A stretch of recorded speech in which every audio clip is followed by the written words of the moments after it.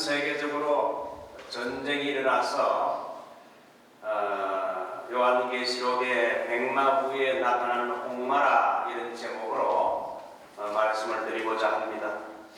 2026년도는 어느 전도자의 말대로 전쟁의 해인 것 같습니다.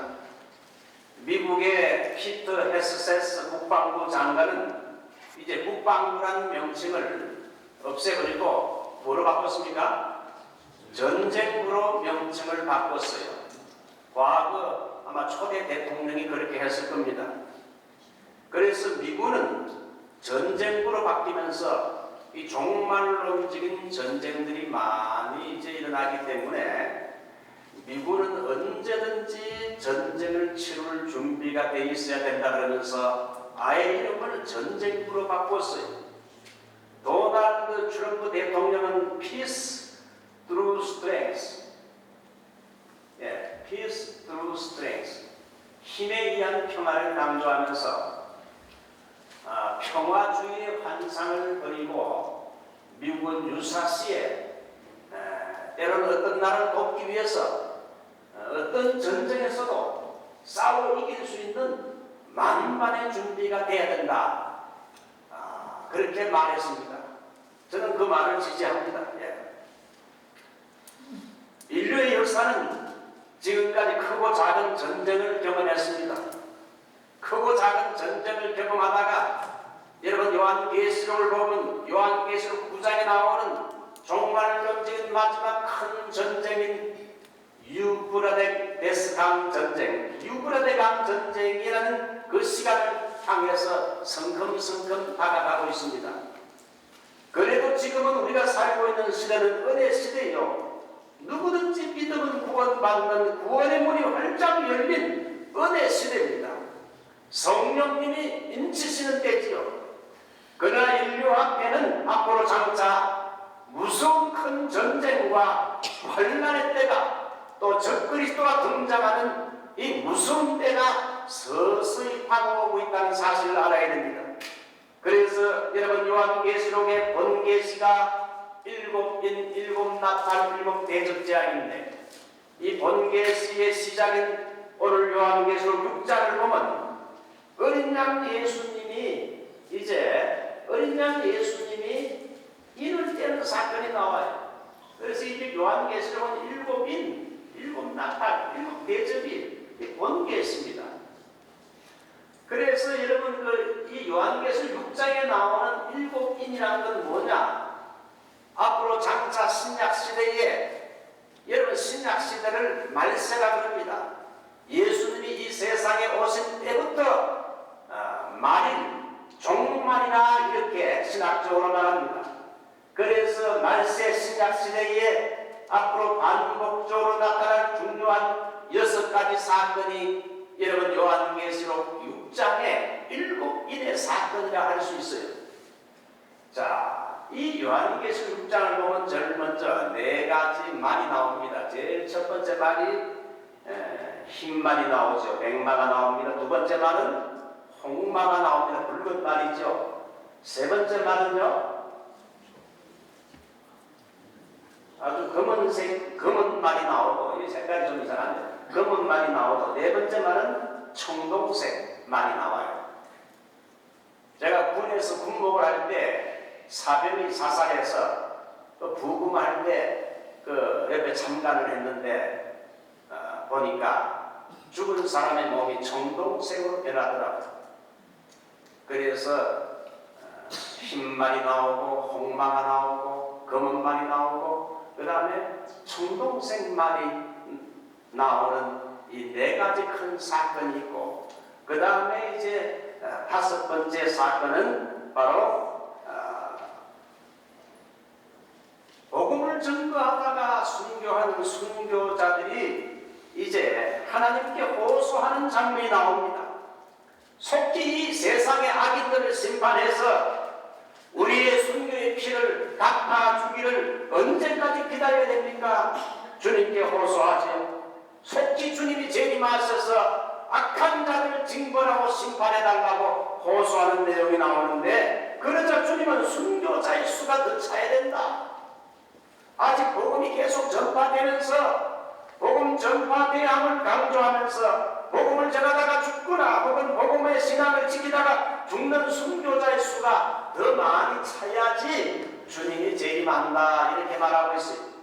그 다음에 이제 6번째 나오는 이는 세상 종말과 재림에 대한 환상이죠. 큰 지진이 나고 해가 총담같이 검어지고 온 달이 여러분 큰 달이 피같이 되고 말이죠. 하늘의 별들이 마치 태풍에 흔들린 과일이 떨어지는 것처럼 여러분 이 우주가 파괴되는 것.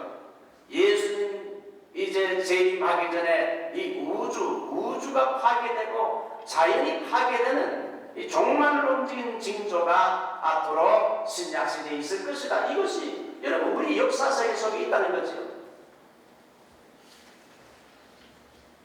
자, 여기에서 이제 주님이 재림할 때에 요한계시록 6장을 보게 되면 땅의 모든 족속들이 막 통곡을 하면서 인자가 구름을 타고 능력과 큰 영광으로 오는 것을 보게 되는데 예수 믿을 준비가 안 된 사람, 예수를 믿지 않았던 사람들은 통곡을 하면서 주님이 재림할 때 두려워서 굴과 바위 틈에 막 숨습니다.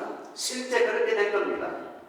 그리고 예수를 믿는 성도들은 주님의 재림을 환영하면서 베드로후서 3장 13절의 말씀처럼 우리는 그의 약속대로 새하늘과 새 땅을 바라보도다. 자, 그러니까 신약시대에는 6가지 중요한 사건들을 흰말, 붉은말, 검은말, 청황색말 그리고 복음을 전하다가 많은 복음 전도자들이 순교를 당하고 또 복음을 지키다가 신앙을 지키다가 순교당하는 영혼들이 그 수가 차야 주님이 재림하고 이제 애가 되는 이 세상 지구와 온 우주가 파괴되면서 그리스도가 재림할 때에 주님을 불신했던 영혼들은 두려워서 산과 바위 틈으로 막 숨는다 이거죠. 그러나 주를 믿고 주님을 대망했던 성도들은 이제 새하늘과 새 땅으로 들어가게 된다. 이것이 요한계시록 6장에 나오는 6가지 신약의 중요한 사건을 말합니다. 자, 오늘 흰말을 좀 소개합니다. 제일 첫 번째 비밀 상자를 열면 나오는 것이 바로 흰말입니다. 그 탕자가 활을 가졌고 멸류관을 받고 나가서 이기고 또 이기려고 하더라. 이 흰말 탕자는 누군가 통상적으로 목사님들이 또 신학자들이 2가지 견해가 있는데 하나는 그리스도라는 견해가 있고 또 하나는 적그리스도라는 견해가 있습니다. 그러나 요한계시록 19장 11절로 16절을 보게 되면 흰말 탄 자가 이제 아마겟돈 전쟁 때에 흰말 탄 자가 등장해서 적그리스도와 거짓 선자를 지옥의 불못에 집어넣는 사건이 나오는데 이 흰말 탄 자가 바로 그리스도라고 말하고 있습니다. 그러므로 요한계시록 6장에 나오는 이 흰말 탄 자를 적그리스도로 보는 것 타당하지 않아요. 흰말은 색으로 볼 때 거룩하고 성리한 걸 의미하고 흰 세마포, 흰 구름, 흰 모자, 흰 돌, 흰 말을 탔다는 건 죄를 이기고 원수를 이겼다는 의미이기 때문에 그리스도라고 해석하는 것이 옳다고 4세기의 신학자인 어거스틴도 말했고 또 신약의 유명한 주석가인 윌리엄 핸드릭슨도 그리고 신학자인 레드라는 사람도 이건 그리스도로 보는 것이 타당하다. 그래서 흰말 탄 자는 뭘 말하는가? 그리스도가 중심이 된 이 복음이 온 세계를 흰말이 돌아다니면서 복음을 마치 증거하듯이 그리스도의 십자가에 피 묻은 복음을 이제 전도자들이 교회를 통해서 이제 전 세계 5대한 6대주에 여러분 복음을 전하는 사건이 이 신약시대 때 일어난다는 거예요. 이게 바로 흰말이 우리에게 주는 교훈입니다.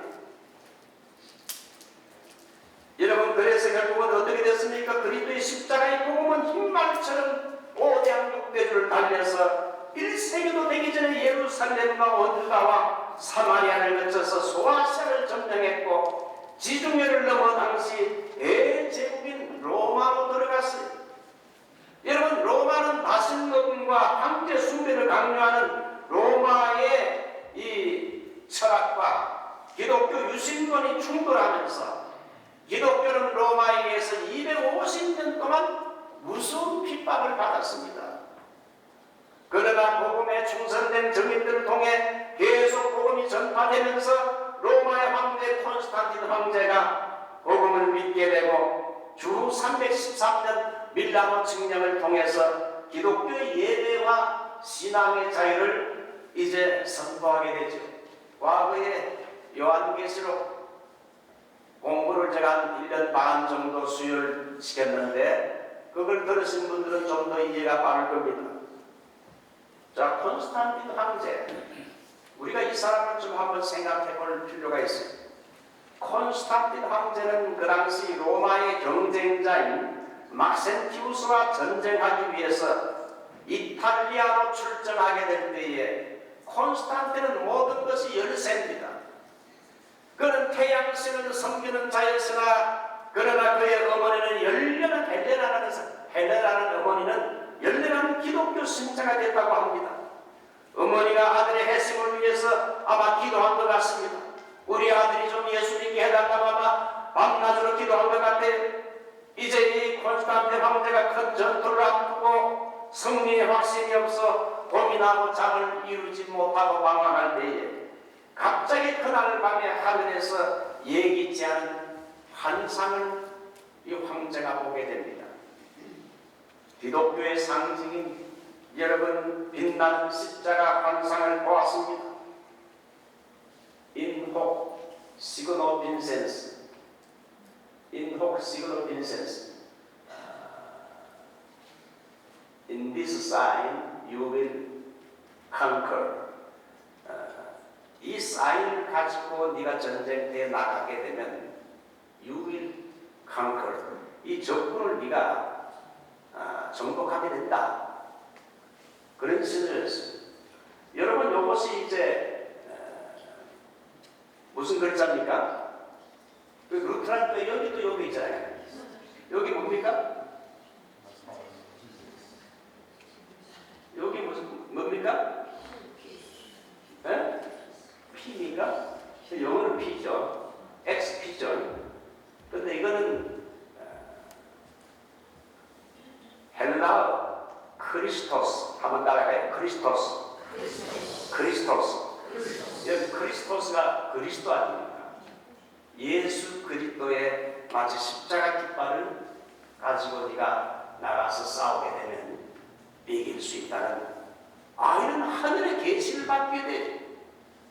전쟁의 승리의 확신이 없어서 괴로워하고 고민하고 있을 때에 내 이름은 전쟁터에 나가야 되는데 하나님께서 기독교를 핍박하는 로마의 황제에게 이런 신령한 계시의 환상을 보게 해서 네가 지금까지 태양신을 섬겼지만 그리스도의 십자가의 깃발을 너의 부하들이 깃발을 가지고 방패에다 새기고 네가 나가게 되면 이 사인을 가지고 나가게 되면 너는 적군을 정복할 것이다.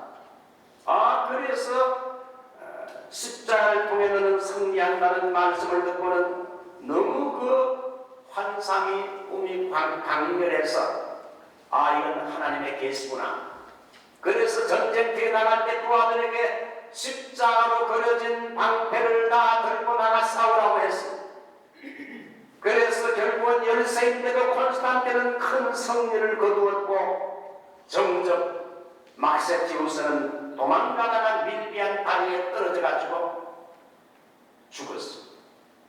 그래서 콘스탄틴 로마의 황제는 24살이라는 아주 젊은 나이에 서방제국의 황제가 되면서 그리스도가 나를 이 전쟁에서 도우셨구나 고백하면서 태양신을 이제는 버리고 기독교로 개종하게 됐습니다.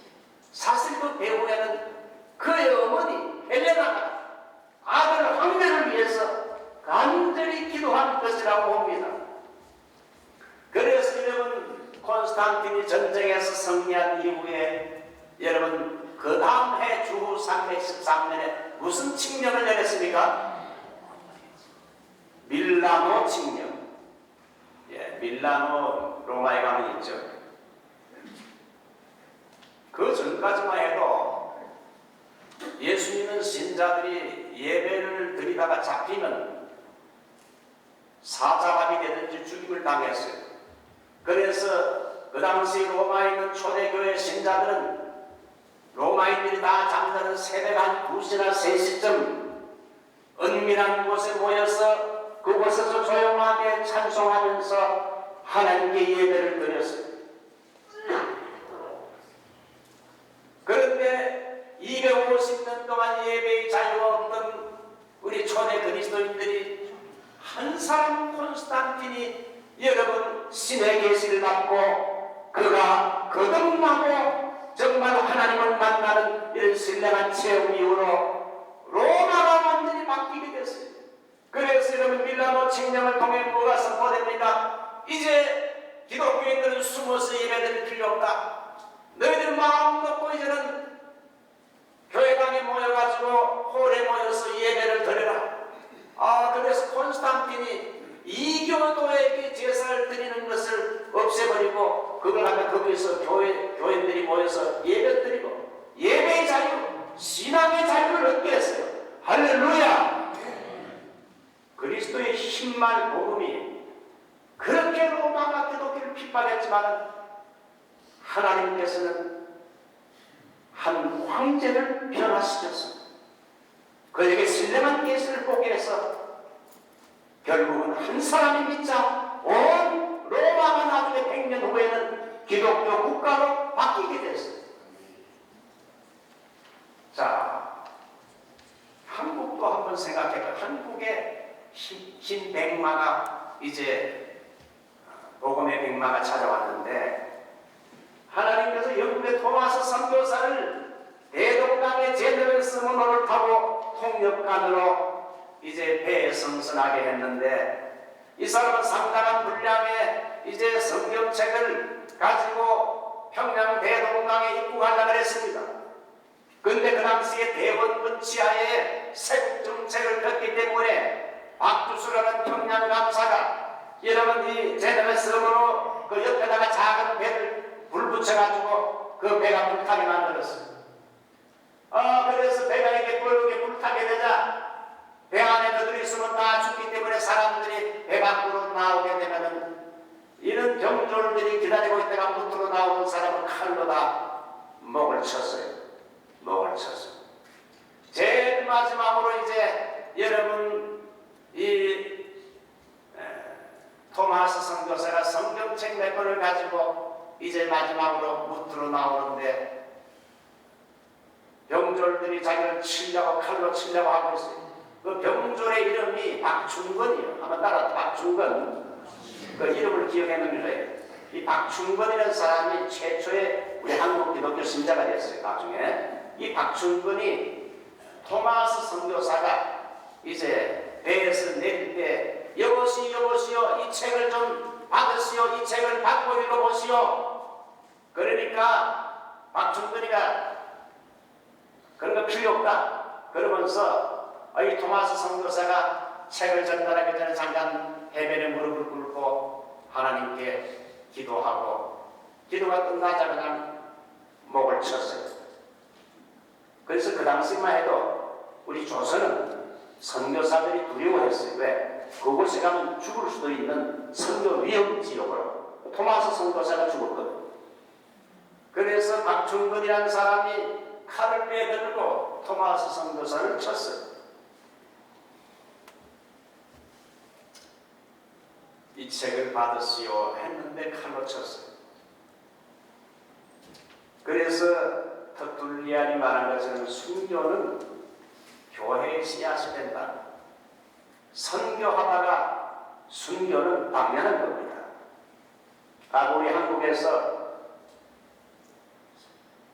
단기 선교 나갔다가 한두 명이 죽었지요. 그래서 한국 교회 지도자들이 그 위험한 지역에 보냈다고 야단 법석했어요. 물론 위험한 지역에 보내는 건 위험한 일이죠.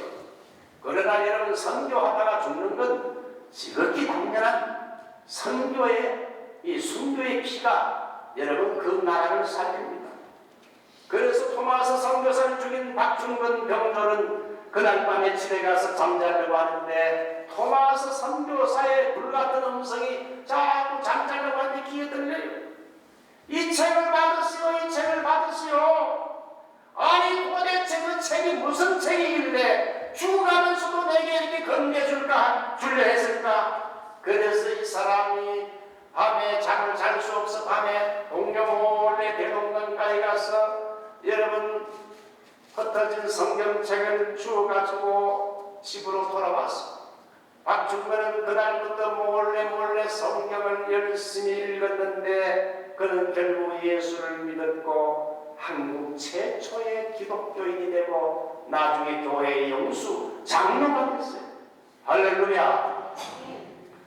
흰말이 로마를 정복하고 또 우리 한국을 이렇게 선교사가 순교하게 됐지만 그 순교의 피로 말미암아 박충근이라는 사람이 변화되고 그 다음에 줄줄이 계속적으로 이제 사람들이 예수 믿는 놀라운 구원의 역사가 일어나는 걸 봅니다. 자, 제가 이 말씀을 드리는 의도는 지금은 성령님께서 아직도 백마가 전 세계를 돌아다니면서 인치시는 시대예요. 그래서 사람이 구원의 복음을 듣고 믿는 순간 약속의 성령님은 그 순간에 너는 나의 백성이라고 도장을 찍듯이 인친다는 거예요. 그래서 바울은 에베소서 1장 13절에 그 안에서 너희도 진리의 말씀과 구원의 복음을 듣고 성령으로 인치심을 받았으니. 그래서 faith, 믿음이라는 것을 한번 단어 해석을 좀 해보겠습니다. faith, 믿음이라는 건 뭐냐? 제일 첫 번째 F, forgiveness. 이게 뭡니까? 용서지요. forgiveness. 용서라는 것, 죄 용서라는 것은 A, available, 가능하다. 죄 용서를 받는 것은 모든 사람에게 다 가능한 일이다. 어떤 죄인도 가능하다. 죄 용서 받는 것이 impossible. 그러나 불가능하다. 내 노력과 내 선행으로 구원받고 하려고 하는 것은 불가능하다. He, turning to Jesus. 나의 죄를 회개하고 예수 그리스도에게로 터닝할 때, 방향을 바꿀 때에 H, heaven. 천국이 나에게 선물로 주어진다. 믿었으면 아멘 합시다. 믿습니까? 이런 믿음 있습니까?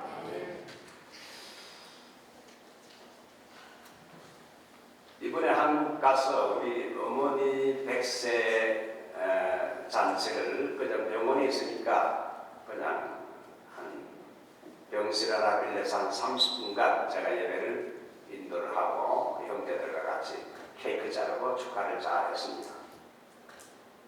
그러고 나서 이제 하루쯤 지났을 때 형이 갑자기 심장마비로 하나님의 부르심을 받았어요. 형은 저보다 나이가 한 3살 많으신 분인데 우리 아버지가 목회자였거든요.